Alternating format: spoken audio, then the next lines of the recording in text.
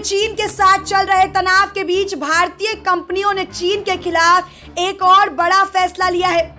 एक समाचार एजेंसी की रिपोर्ट के मुताबिक भारत की सरकारी रिफाइनरी कंपनियों ने अब चीनी से जुड़ी कंपनियों से कच्चा तेल खरीदना बंद कर दिया है।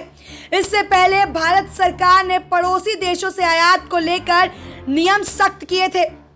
भारत और चीन के सीमा विवाद के बीच 23 जुलाई को मोदी सरकार ने नए नियमों का ऐलान किया था। सूत्रों के मुताबिक पिछले सप्ताह भारत की सरकारी रिफाइनरी ने चीनी ट्रेडिंग फार्म CNOOC लिमिटेड, यूनिपैक और पेट्रो चाइना को कच्चे तेल के आयात का टेंडर रोकने का फैसला किया है। भारत की सरकारी रिफाइनरियां इंडियन ऑयल कॉर्पर्स, भारतीय petroleum Corp, Hindustan petroleum Corp, Mangalore refinery और पेट्रोकेमिकल की तरफ से अभी तक कोई बयान जारी नहीं किया गया है। नए नियमों के तहत भारतीय टेंडर में भागीदारी के लिए पड़ोसी देशों की कंपनियों को वाणिज्य विभाग के साथ रजिस्ट्रेशन कराना अनिवार्य कर दिया गया है। भारत की चीन, पाकिस्तान, बांग्लादेश, म्यांमार, नेपाल और भूटान के साथ सीमाएं लगती हैं, लेकिन सरकार की ओर से जारी किए गए बयान में किसी देश का नाम अलग से नहीं लिया गया था। हालांकि इसे साफ तौर पर चीनी निवेश पर लगाम लगाने के कदम के तौर पर देखा गया है। भारत दुनिया में तेल का तीसरा सबसे बड़ा उपभोक्ता है और अपनी तेल ज़रूरतों का 84% आयात करता है। हालांकि चीन को बड़ी मात्रा में कच्चा तेल निर्यात नहीं करता।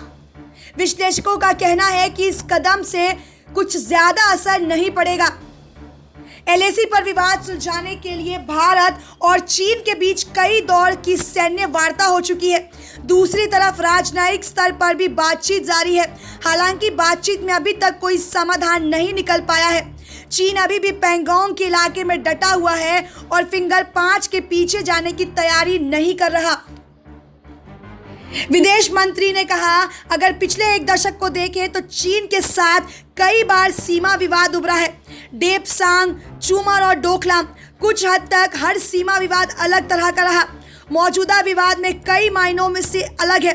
हालांकि सभी सीमा विवादों की एक बात जो निकल कर आई है वो ये है कि समाधान कूटनीति के जरिए ही किया जाना चाहिए। Chief of defence staff general Bipin Rawat ने कहा था कि चीन के साथ अगर बातचीत फेल हुई तो भारत के पास सैन्य विकल्प मौजूद है। रावत ने कहा था कि पूर्वी लद्दाख में चीनी पीपल्स लिबरेशन आर्मी द्वारा किए गए अतिक्रमण से निपटने के लिए भारत के पास एक सैन्य विकल्प मौजूद है, लेकिन इसका इस्तेमाल तभी किया जाएगा जब दोनों देशों की सेनाओं के बीच बातचीत और राजनयिक विकल्प निष्फल साबित हो जाएंगे। SPN 9 न्यूज़ रूम से शालिनी झा की रिपोर्ट।